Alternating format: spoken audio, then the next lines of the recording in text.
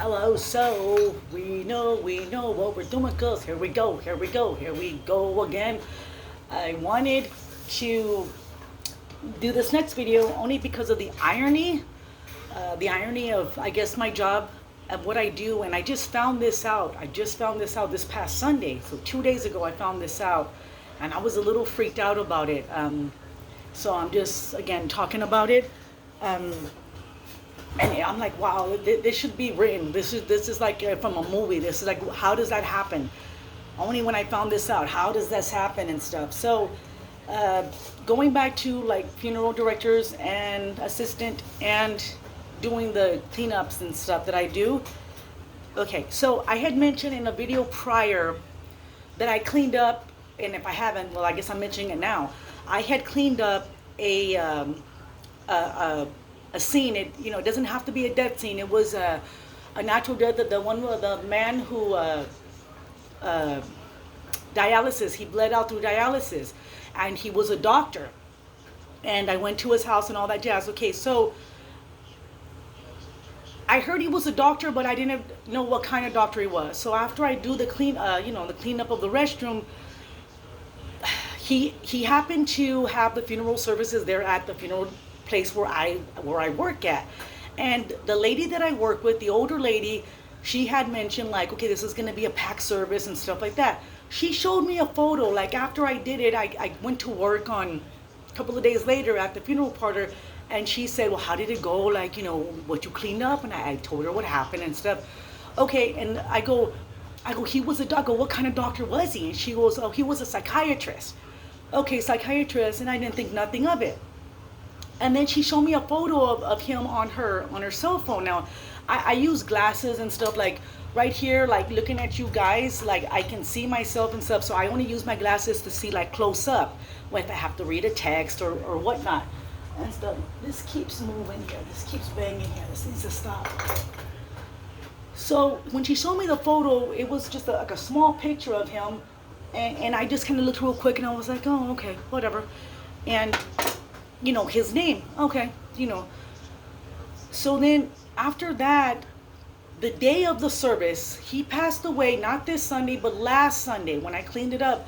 So this Sunday, 2 days ago, it was his service. Now the thing is, we normally don't double book. We have one service at the funeral parlor, but they double booked it because there was a service for the evening and a service in the morning for that doctor. His service was in the morning. Now I only work the evenings at the funeral parlor unless they absolutely need me. Then I'll go ahead and do it. But I basically do evening services at the funeral parlor. So I have to get there when they did the morning services this past Sunday for that doctor, that psychiatrist. And I have to get there about an hour early, just so, because after him, they have to clear out the chapel, move the body, boom, get the other body, boom, put it, there, clean up, the decorations, whatever needs to be done, and all of that stuff, just blah, blah, blah, and stuff. So I get there and I'm doing my deed, right? Now, I had seen a picture of this psychiatrist on my worker's phone, like, but very small, and I was like, oh, okay. At the funeral parlor, when you walk in to go to sign the book of, the condolences and the family and, whoever's there, they have a big, hold on, I have a fan going on, and this keeps like hitting. I have this and it keeps doing this, so it's a little annoying me right now. At the chapel, when I started cleaning up, they have a giant, with the USB they put in, they show a giant picture of his face, and they put like the services, family comes in from this hour to this hour, and then the rosaries at this hour, and then the public can come in at this hour, and all that stuff. When I saw his picture, I looked and I go, I know this man. I know him. And then I saw the name, and I was like, I was like, wow. The irony of again, what I do, and I'm like, I know this man. This man was a psychiatrist for many, many, many years. He did like the prisons, the jails, practically a profiler, just everywhere, mental hospitals, hospice, and everything. Boom. The man who passed away this past last Sunday, that services were this Sunday, the psychiatrist, he was my psychiatrist 23 years ago. 23 years ago, I had something that happened to me, and they recommended me to a psychiatrist, and it was him. He was the one who I saw him a couple of times, and then I stopped seeing him because I'm gonna mention my experience. And now, it's not talking bad at all whatsoever. This is my experience of what happened 23 years ago when he was my psychiatrist. This man, I just can't believe it. I'm like, man, this doesn't happen, bro. Like, this doesn't happen. There has to be a movie about your ass life, and a book written, or something needs to be written, because wow, what is the odds and the irony? But the thing is, and I've mentioned, but I have two other ironies of I just started doing the funeral director's assistant, and I happen to know these people. Like, I happen to have been in their lives, and then now I'm over here, funeral director assistant to their services. This psychiatrist, man, I really have to take a deep breath and think about it, because I've been thinking about him since this past Sunday, when I finally realized, like, that's the psychiatrist I saw over 23 years ago. It's over 20. It's going to be 24 years now, and stuff. I don't even know how to begin, or where to say, like,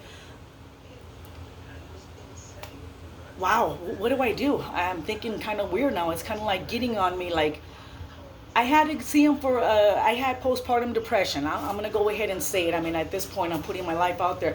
I had postpartum depression, and they recommended me to see him, right? I remember he was very, very passive. This man was extremely passive. Like, even the way he spoke was like, yeah, very passive. This man was like with the patience of a saint. I just wasn't really into him when I was, mind you, back then, this was 23 years ago, like half my life ago. This was 23 years ago that when I was seeing him. I didn't like the way, I didn't feel a rapport with him. When I would speak, I just felt like I had to answer his questions, and then I was just like, there was no rapport where I felt comfortable. And so forth. And I remember that I was there with somebody who was there, like, to support me, and he had already had the notes from prior sessions of this person, my supporter. And when I would go to my appointments with him, they would be late. They would be like at 3:30, 3 whatever. So you do the math. If he's working at 8 in the morning, it's 4. He closes pretty much at 6. He's ready to go home. He's, you know what I'm saying? We've all worked there where you get tired. You go in at 8 in the morning, and by 3:34, you're ready to clock out. You're ready, whatever job you do or whatever you have going on, you're ready to clock. You're like, whatever. So I guess I chuck it up to that. Like, he was just like, kind of like, and stuff. Not that he wasn't good or nothing. I'm not saying nothing bad. This is my experience with this psychiatrist, man. 23 going on 24 years ago. Let's make that clear. Make that clear. There's just no down talk or nothing. I'm telling you my experience, and I have to say that only once, 3 times, so listen up. I'm there with the supporter and all that jazz, right? And he writes his notes and everything, and I'm going to say my supporter's name was Tom. I'm going to just say Tom. And he goes, oh yeah, with you, Mr. Larry. Yeah, with Mr. Larry. Like, so what do you think? He's talking to my supporter, and he calls him like Larry. A name that, the guy's name is Tom, and he calls him Larry. So we kind of like look like, what? Again, he's working all day. He's been doing this for many, many, many, many years. Even after the 23, probably he's been working, I want to say, since the 70s. I really don't know. And we're like, whoa. I had to stop and like, who's Thomas? Or whatever. I go, sorry, or who's the other name you're mentioning? Because my friend here's name is Tom. and you're calling him Mr. Larry. And then he looked at his notes like, oh, I do apologize. I go, yeah, Mr. Larry. And so that was just a little downfall. And you can't blame people. You can't, I'm going to light a cigarette for this one. You can't blame people and or for that. You make a mistake. But the thing is, again, I just chuck it up to every time I went to him, I was 3:30, 4. You're ready to go home. Let's face it. You want to go home. You don't, And that being said, he had done that. I only saw him a couple of times. I really didn't see him that much because I had cut it off and I said, I don't need this shit. Like, I just don't need it. I was also prescribed pills they had given me. Now, the thing is, if I'm correct, my doctor had given me pills that I never was, okay, my doctor gave me pills, but I don't know if this psychiatrist gave me pills, because if I'm correct, I had stopped taking the ones that my doctor gave me.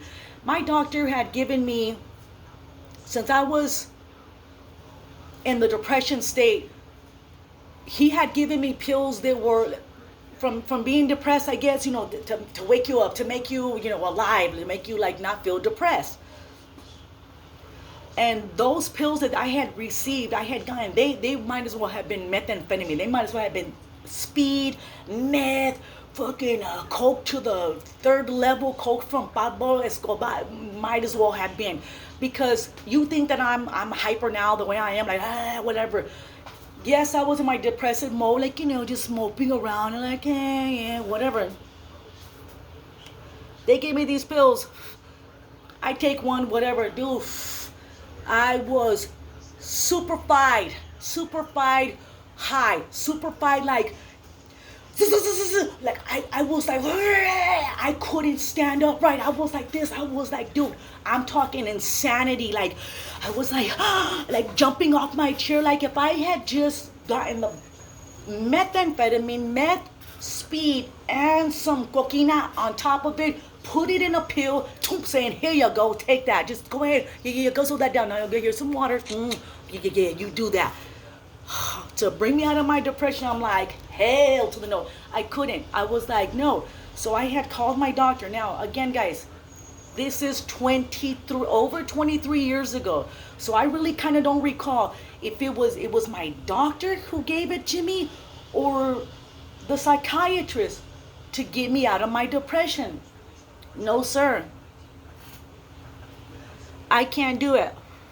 I couldn't. So I called and I'm like, man, these pills have gotten me climbing the walls, and I'm already a fast talking person. I'm already naturally zipped up. I'm naturally fucking high.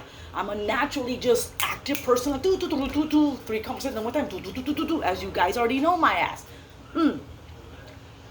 I was I was up the walls. I was a spider. I was a spider monkey. I was, I just needed to start itching. I just needed to start, doing this and biting an apple and shit like that. You know what I'm saying?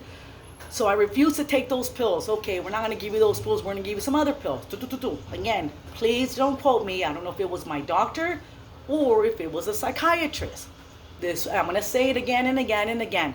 This was over 23 years ago. Tell me what you were doing over 23 years ago. Tell me what you were doing. Tell me what you did in the month of March. You would be like, oh, hold on. This is over 2 decades ago. Going on. Wow. They give me some other pills. And those pills, from being on climbing the walls pretty much, they might as well have been, I guess, what's now freaking fentanyl. The fentanyl trank crap or whatever the hell. So take that pill, whatever. And from being like the way I am, whatever. Yes, I was a little depressed, but I was still like just me. Like, hey, whatever. These pills were so heavily sedated. Sedation pills. So it was like, you ask me a question, like I'm here. I took the pill, right? 15 minutes has already passed. 20 minutes. I'm like this, like, I ain't feeling nothing. You ask me a question.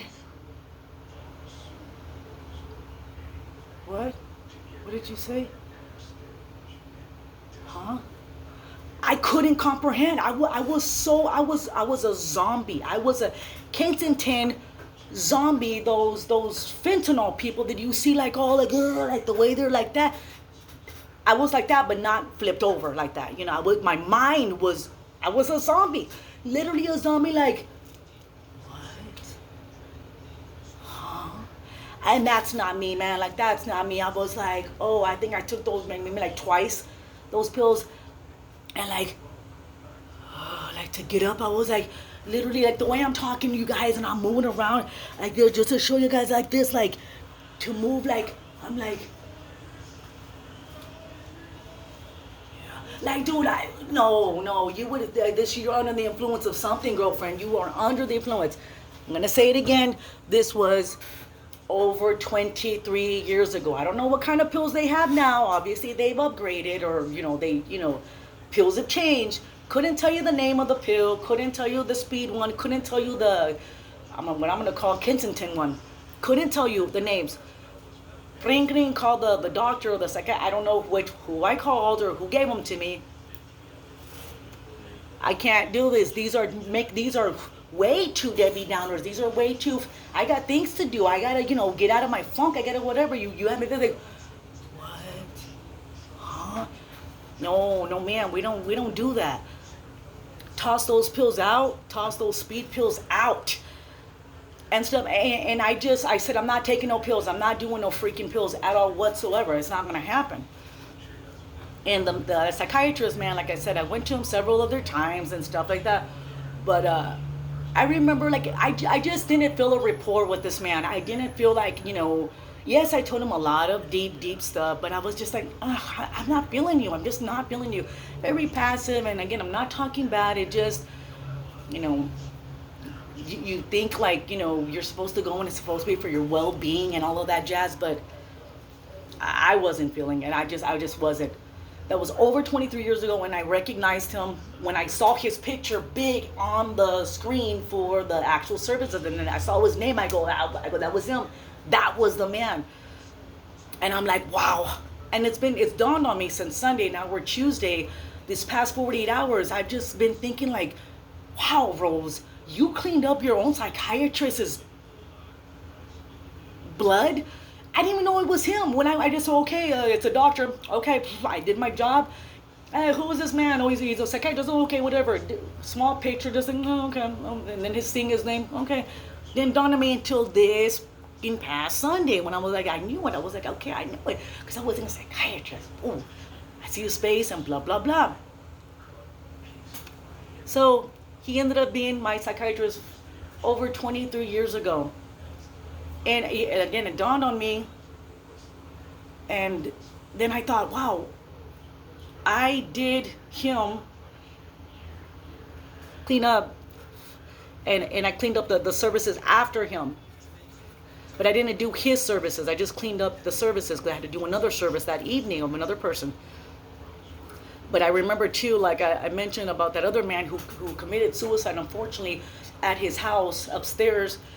And I happened to have been to that house. When they gave me the address of that house, I had remembered the not the address, but I remembered the street name. And back in the last time I was in that house, and I believe I mentioned this, was in 1998. Last time, 1997, 98. So that was, do the math, that was like 20, almost 7 years ago. A friend of mine used to live in that house. She lived in that house, and then they ended up, eventually years later, they sold that house to the people that are living there now, and the man who ended up committing suicide. So when I'm getting there at that address, I'm like, okay, that's the street I remember my friend used to live there last time I was there in 1997, 98. Drive up, and boom, it's that house. And then I'm like, wow, how the irony of that, of me, like, that used to belong to a friend of mine back in the day. Cleaned up that, and then when I first started being a funeral director's assistant, I don't know if I've mentioned this from all the videos that I've done and so forth, but I remember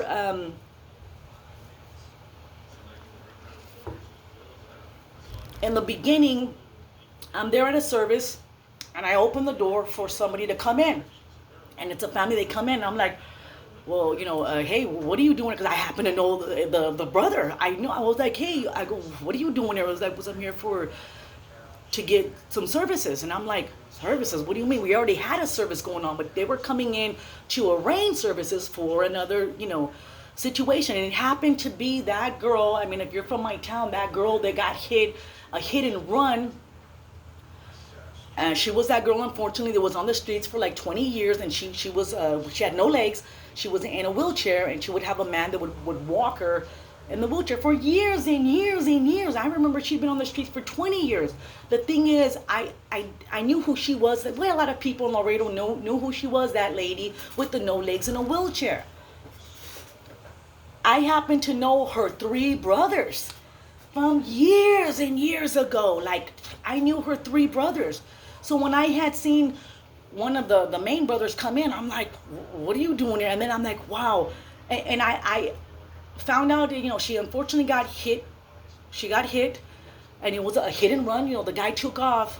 But the irony on that is the guy turned himself in a week later. And again, if I repeated the story, that's fine. You can change the channel if you don't like it. But I'm just reminiscing on like the irony of the connection of, the way you're connected with people. Like, talk about a small freaking world. The guy who hit her and took off in his truck, a week later he turned himself in. His best friend turned him in. Like, he went to his best friend, this guy who did the hit and run of the lady with no legs. He goes to his best friend. That best friend happens to be related to my daughter's husband. He happens to be the brother of my daughter's husband. And that man was best friends with the guy who hit and ran that girl with no legs. So when I found that out, I was like, no, are you serious? Are you for real? No. No, no, no, no. Please don't tell me you're going to come out here. Hold on. Okay.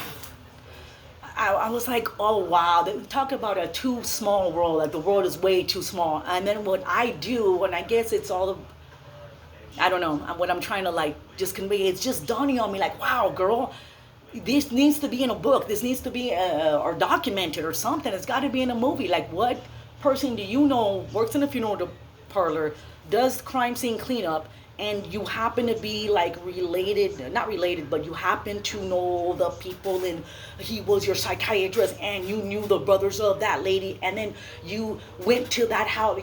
One of your friends was living in a house where the man committed suicide. If that makes any sense, I'm just like, I don't know, man. It's really weird. I saw that the one with the no legs, that lady, and I was able to see her like before she got embalmed and stuff. I didn't see her when they brought her in. They had fixed her up and everything because it was a hit and run, man. So hit and run, but she succumbed to her injuries. She didn't just die on impact. She succumbed in the hospital and stuff. And what a sad way, like, chinga, man, like, drugs took your life like that. And then you're on the streets, and then you're like known just the way everybody knows Chucky. If you're in my town, you know who Chucky is. And I remember this man named Michael with dreadlocks, this Michael man. I don't know whatever happened to him. There was an old lady too, a scheme with her and her son. She passed away. I don't know what happened to her son, but those people that are hanging out on the streets, and you know who they are, and blah blah blah. So it was just like the irony, but what's got me is, wow, that man was my psychiatrist. Over 23 years ago, he was my psychiatrist. Over 23 years ago. So it's just like, wow. And again, nothing bad to say about it. It's just that it dawned on me who the hell he was. And I was at his house, and I cleaned him up, cleaned up I didn't see him, cleaned up the restroom where he unfortunately bled out. I heard something else had happened. Like, it wasn't so much dialysis. He was on dialysis. I heard something else that had happened, and I'm like, okay, the story's this, the story's that, and all of that jazz. So I just wanted to kind of mention that, and I guess put that out there of just, I don't know, it's kind of like just making me feel like, I have to shake it up. Like, he was my psychiatrist. Going on 24 years now. That happened back then. I stopped seeing him back 23 years ago. I just stopped seeing him. I just wasn't feeling it. and and I didn't take none of those pills. I mean, I took them, but then I was like, I can't be climbing the wall that be a zombie. I was like, no, I gotta I gotta be the way I am. So that's how I just took it, and you know. So yeah. That's my story on that, and it's just the irony of just doing the job that I freaking do. I'm just amazed at myself at all of this. So with that being said, anyways, blah blah blah blah. Blah.